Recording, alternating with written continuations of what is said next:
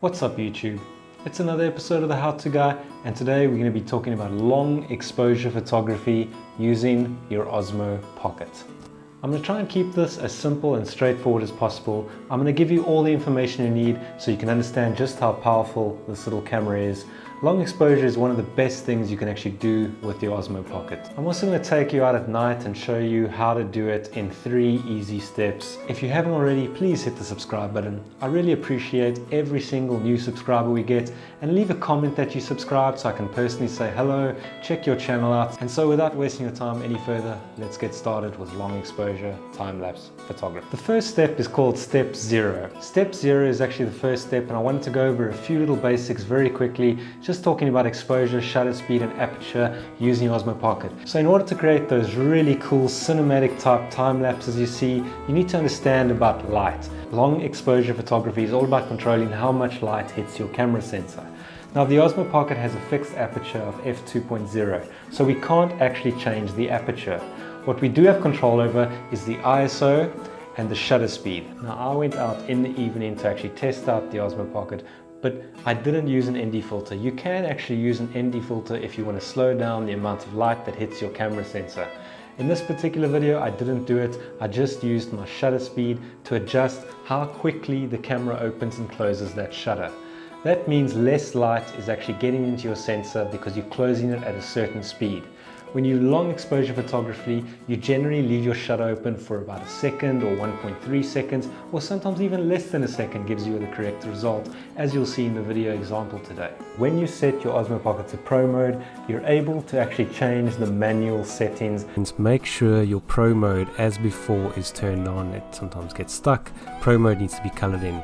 You can change your shutter speed, you can also change your ISO, you can't change the aperture as I mentioned before, so all we want to actually do is set the Osmo Pocket to Pro mode. So let's get going with step 1 of doing time-lapse, and I'll show you on my mobile phone how I did it. So step 1 is to actually do a test photo.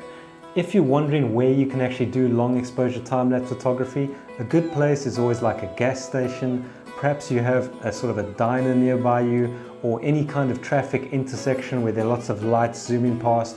You can get some really cool, interesting effects on your Osmo Pocket. Now, I always suggest in step 1, like I said, is to take a test photo. This is how you would go about that. So in the DJI Mimo app, I'm setting my shutter speed to 1 second, and I'm going to do a test photo in photo mode. And let's check that photo out that we got. Looks pretty good. Step 2 is to actually do a test time lapse. Now you don't have to do a long time lapse. I would suggest you do like maybe a minute just to make sure, play it back to yourself. You can even stop the time lapse early and just play back what the Osmo Pocket actually captured. Okay, so now we're going to do a very short time lapse. Just position your camera wherever you want. I'm going to take a photo every 2 seconds, and my shutter speed is set to 1 second. So after that runs for about a minute, let's see the result we get before we move on to the next step. So just go to your playback.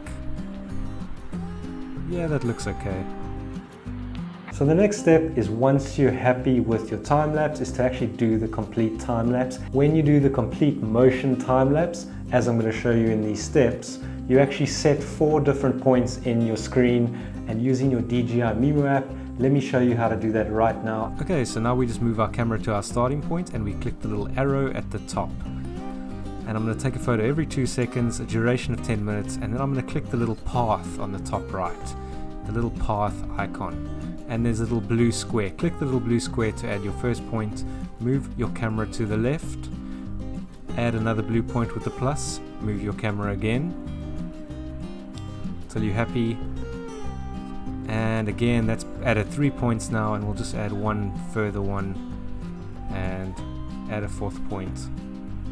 Can't go any further, the gimbal head's maximum. And then we just push record and let the DJI Osmo Pocket do its thing. It'll push back to the start, and this is the result I could get. Not the best time lapse, but just as illustration purposes, it looks okay. Guys, I hope you enjoyed this video. If you haven't already, hit the subscribe button, and see you again next time.